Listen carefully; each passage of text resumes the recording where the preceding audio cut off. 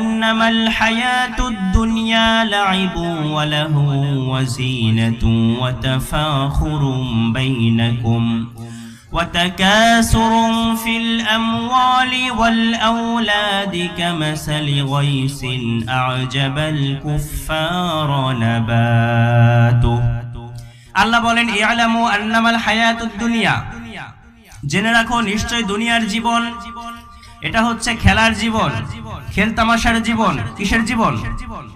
আপনি যদি একটু আপনার জীবনের দিকে একটু খেয়াল করেন, আমি যদি আমার জীবনের দিকে একটু খেয়াল করি, তাহলে একটা সময় ছিল তখন আমরা দুনিয়াতে এসেছি, মায়ের কোলে আমরা ওয়া ওয়া করে কান্না করতাম। কথা বলেন ঠিক কিনা?